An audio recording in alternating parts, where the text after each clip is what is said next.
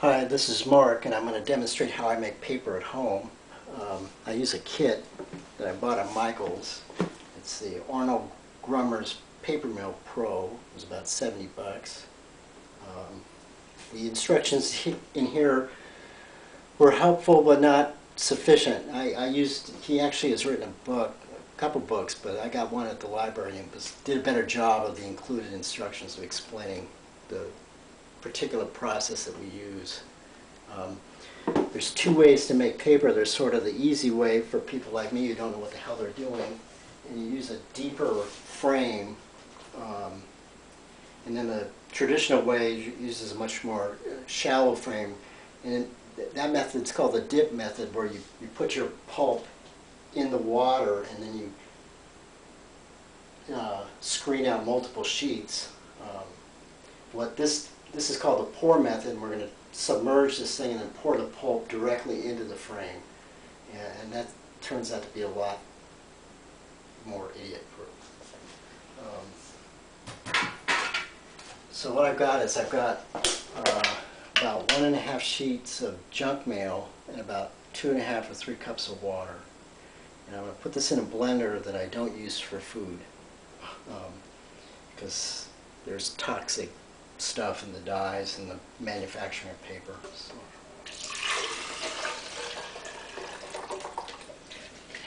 Pour all that in there. I usually soak it overnight. In this case, it's been soaking for 2 days, so it won't take as much effort for the blender. You can even do it, put the dry paper and the paper in there. But this is a cheap blender, so I'm going to press my luck. Okay, so if you want real even color, you really mix it thoroughly. If you want kind of a little variation, more texture, you can leave so pieces are still visible. I like to kind of be sort of halfway between textured and even, so I'll just bump this a few times.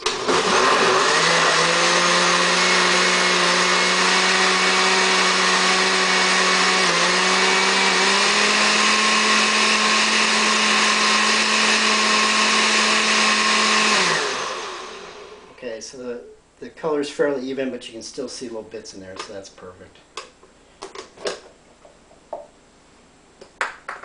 Okay, so we got this pour pan.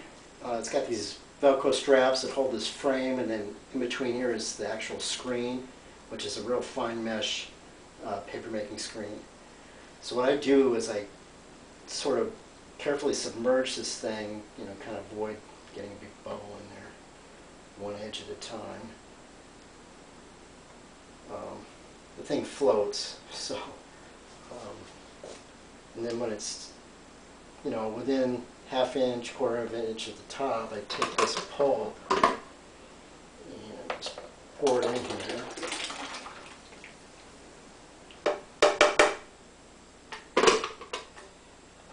Okay, and I sort of agitate it a little bit, to get the pulp to distribute evenly over the screen.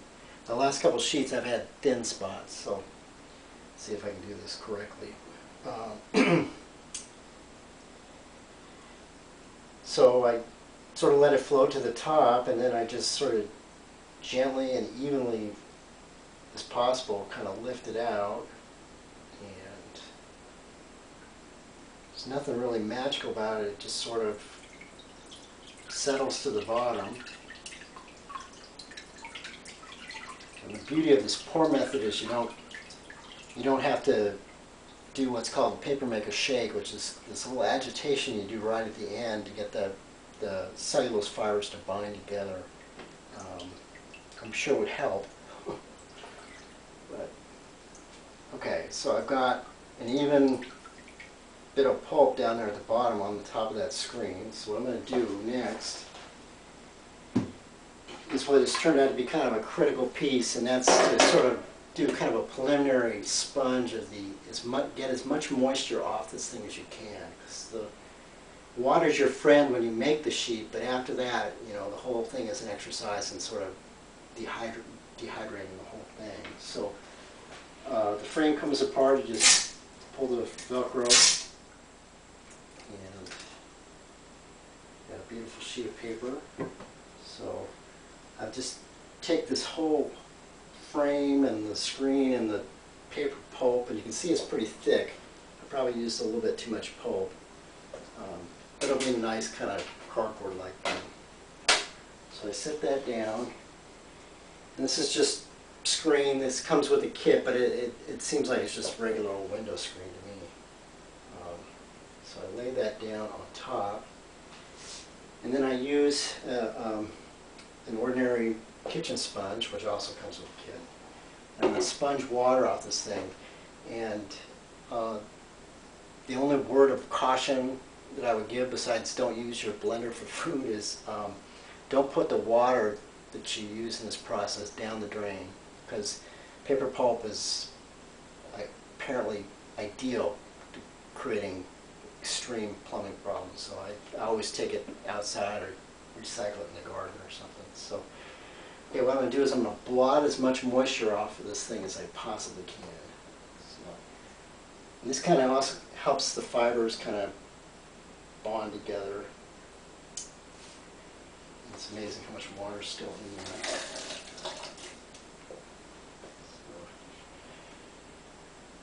So, I usually make about 3 sheets at a time because this is the easy part.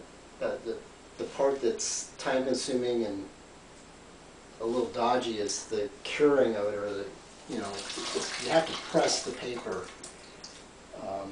because it's going to dry, and as it dries it shrinks, and it'll shrink at different rates, which makes it crinkle up.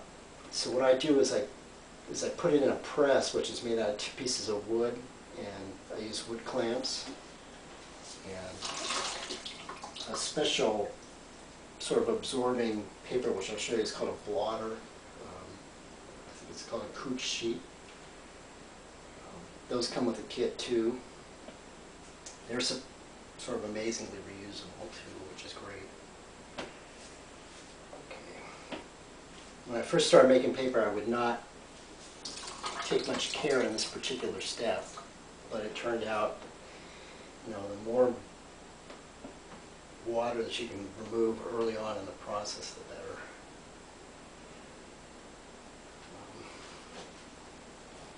I think I've made about a dozen sheets, maybe more.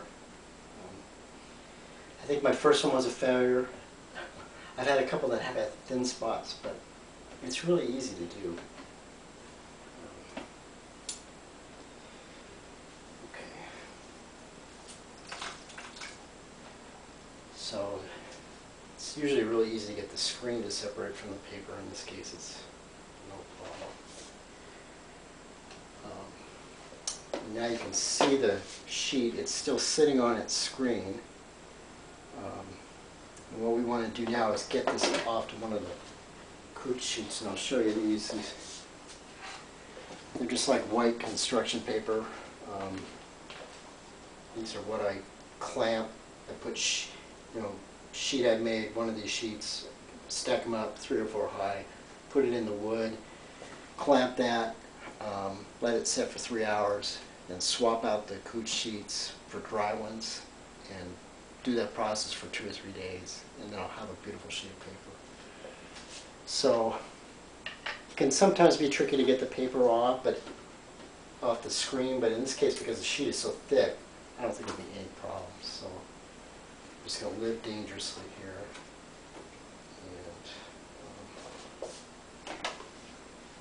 And the way I usually do it is I just kind of lift up one corner, see if it'll, yeah, no problem.